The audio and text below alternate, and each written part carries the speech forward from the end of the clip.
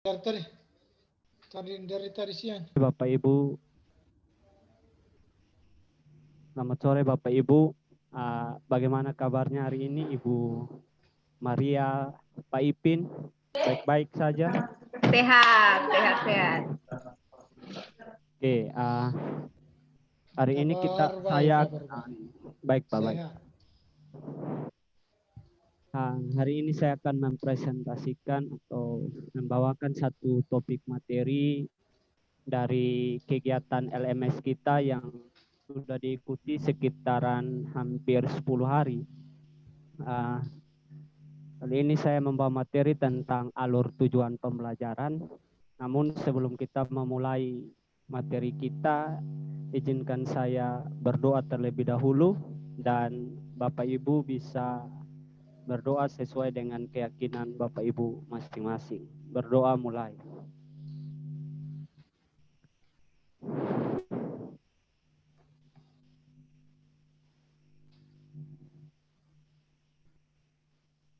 Berdoa selesai. Oke, izinkan saya untuk share.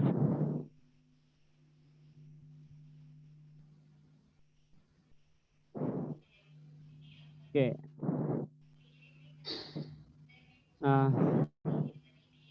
Materi saya tentang alur tujuan pembelajaran. Ya, Bapak Ibu, tentu kalau kita bicara tentang alur tujuan pembelajaran, ini bukan hal baru lagi bagi kita dalam mengikuti LMS ini. Ya, jadi saya akan coba untuk memperdalam tentang materi alur tujuan pembelajaran. Hal pertama yang akan kita soroti di sini adalah konsep alur tujuan pembelajaran. Kemudian konsep tujuan pembelajaran, prinsip penyusunan alur tujuan pembelajaran, dan prosedur penyusunan alur tujuan pembelajaran. Nah, yang pertama di sini tentang konsep dari tujuan pembelajaran. Konsep tujuan pembelajaran itu merupakan deskripsi pencapaian 3 aspek kompetensi, yakni pengetahuan, keterampilan, dan sikap yang diperoleh siswa dalam satu atau lebih kegiatan pembelajaran yang disusun secara kronologi berdasarkan urutan pembelajaran dari waktu ke waktu yang menjadi prasyarat menuju capaian pembelajaran. Jadi deskripsi yang dimaksud di sini dari 3 aspek, mulai dari kompetensi, pengetahuan, keterampilan, dan sikap, itu diperoleh siswa dalam satu atau lebih kegiatan pembelajaran. Jadi kita sebagai guru, sebagai tenaga pendidik, kita harus bisa mengetahui dan memahami kompetensi yang dimiliki oleh siswa kita, baik itu lewat pengetahuan, keterampilan, dan sikap mereka untuk membantu kita di dalam menilai hingga mencapai satu capaian pembelajaran yang kita inginkan bersama. Kemudian yang berikut tentang rumusan tujuan pembelajaran, itu tidak hanya mencakup tahap kognitif, kemudian dimensi pengetahuan, tetapi juga mengikut sertakan perilaku capaian seperti kecakapan hidup, kritis, kreatif, berkomunikatif, dan kolaboratif, serta profil pelajar Pancasila. Nah, untuk khusus tentang rumusan tujuan pembelajaran ini, kita dituntut untuk tidak hanya melatih siswa secara kognitif, dia hanya mampu mengingat, memahami, tapi juga dimensi pengetahuan, tapi lebih kepada tujuan dari capaian pembelajaran itu sendiri terkait dengan profil pelajar Pancasila, di mana misalnya kita harus membuat peserta didik kita untuk bisa berpikir kritis terkait dengan masalah atau topik yang kita angkat di dalam pembelajaran kita. Kemudian yang berikut tentang konsep tujuan pembelajaran, itu ada 3 aspek. Yang pertama kompetensi, itu kemampuan yang dapat didemonstrasikan oleh siswa atau diaktualisasikan dalam bentuk produk atau kinerja abstrak dan konkret yang menunjukkan siswa telah berhasil mencapai tujuan pembelajaran. Nah, di sini dikasih contoh gini, misalnya peserta didik dapat menyajikan solusi untuk menangani perubahan kondisi alam di permukaan bumi akibat faktor manusia. Atau kalau kita kaitkan dengan mata pelajaran PPKN, misalnya peserta didik dapat menyajikan solusi terkait dengan masalah-masalah nilai-nilai Pancasila dalam kehidupan berbangsa dan bernegara akhir-akhir ini. Nah, kemudian hal yang kedua itu tentang konten. Konten itu ilmu pengetahuan inti atau konsep utama yang diperoleh siswa melalui pemahaman selama proses pembelajaran di akhir satu unit pembelajaran. Di situ juga ada satu contoh, kalau kita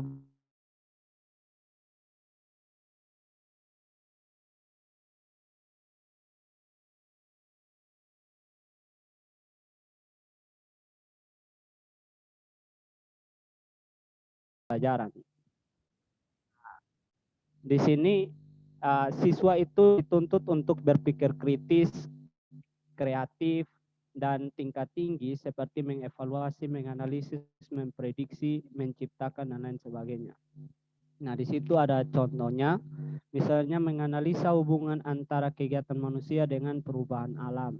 Kalau misalnya di dalam materi PPKN kita, misalnya menganalisa tentang nilai-nilai Pancasila dalam kehidupan berbangsa dan bernegara kita yang semakin hari semakin merosot atau menurun.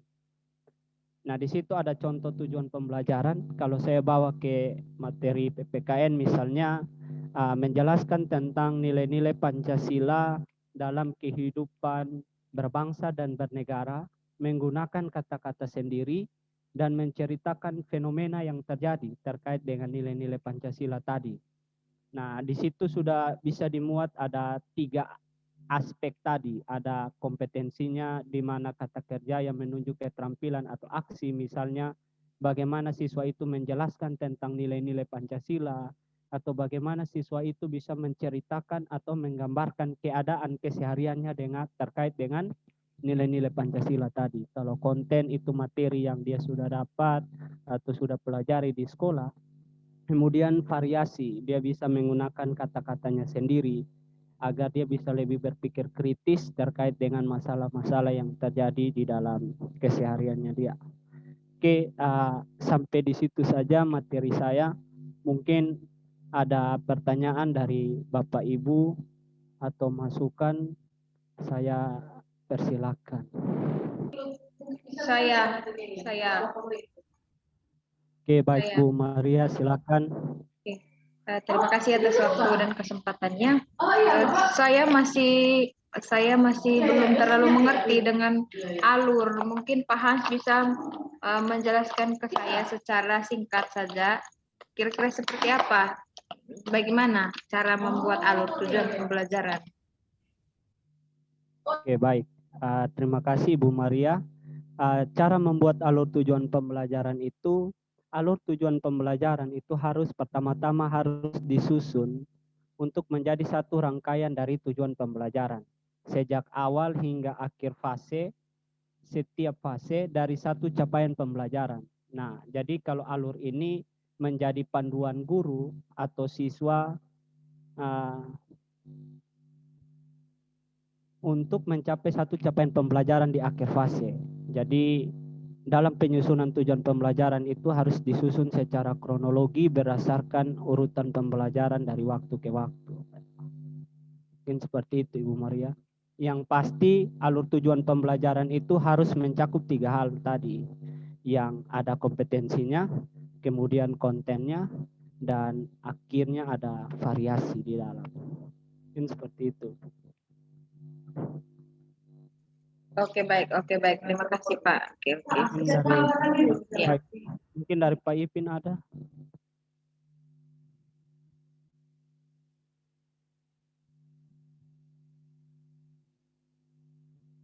Mungkin Pak Ipin bisa nyalakan speakernya dulu. Aktifkan maksudnya, aktifkan. Aktifkan mikrofonnya dulu Pak Ipin. Ya. Ya, minta maaf. Ya. Oke, siap.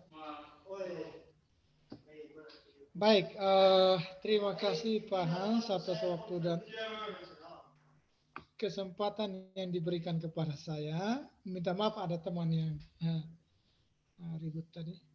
Baik, Pak. Baik, berdasarkan penjelasan yang diberikan oleh Pak Hans berkaitan dengan konsep tujuan pembelajaran, saya ingin bertanya tentang tiga aspek dalam kaitan dengan konsep tujuan pembelajaran. Ya, secara operasional itu komponen dari tujuan pembelajaran itu memenuhi tiga aspek ya. Saya hanya mau bertanya, Pak Hans mungkin memberikan contoh dari masing-masing aspek yang secara operasional sebagai komponen dalam tujuan pembelajaran itu masing-masing, entah itu kompetensi, konten maupun variasi. Mungkin dari saya seperti itu. Contohnya. Baik, Pak. Oke, Terima kasih untuk Pak Ipin yang sudah bertanya.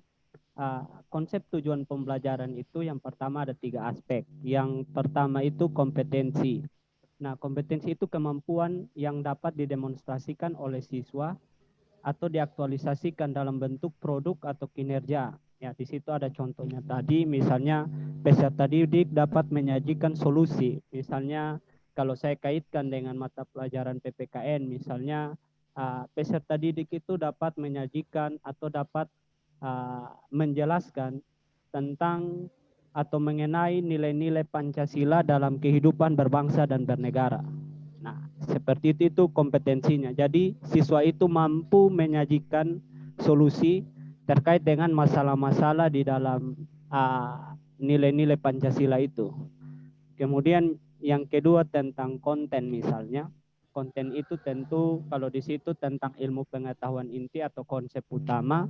Misalnya bahan ajar atau buku cetak atau buku pegangan yang dimiliki oleh peserta didik itu di dalam menunjang dia, membantu dia untuk memberikan gambaran terkait dengan nilai-nilai Pancasila seperti apa. Nah, misalnya masalah terkait dengan misalnya sila ketiga dalam Pancasila, nilai-nilainya misalnya rasa cinta terhadap tanah air. Nah, jadi siswa itu sudah bisa mendapat gambaran terkait dengan nilai-nilai Pancasila yang ada.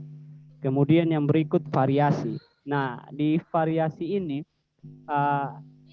itu sebuah keterampilan berpikir kritis. Jadi kalau di sini ada contoh misalnya kalau saya kaitkan langsung dengan mata pelajaran kita PPKN misalnya bagaimana cara peserta didik untuk menganalisa nilai-nilai apa yang akhir-akhir ini bermasalah di dalam kehidupan kita berbangsa dan bernegara.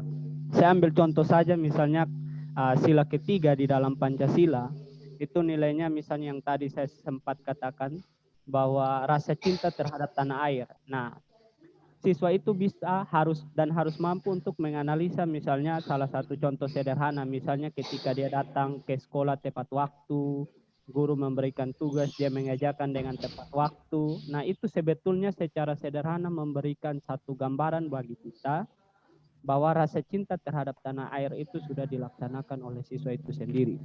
Jadi seperti itu Pak Ipin, soal komponen kompetensi, variasi, dan konten tadi. Oke. Oke. Baik, kalau baik, sudah. Terima kasih untuk jawabannya dari Pak Hans. Oke, baik, sama-sama Pak. Jadi kalau mungkin karena sudah tidak ada lagi atau masih ada, kalau tidak ada lagi kita tadi mulai dengan doa. Tidak ada.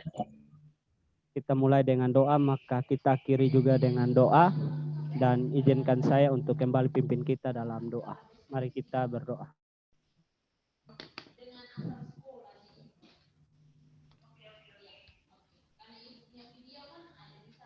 Amin. Oke, terima kasih buat Pak Ipin dan Ibu Maria yang sudah berkenan untuk bersama-sama membahas satu materi tentang alur tujuan pembelajaran, dan semoga kita bisa kembali bertemu di lain kesempatan. Terima kasih buat Pak Ipin, Ibu Maria. Salam sehat. Yo, salam sehat, shalom.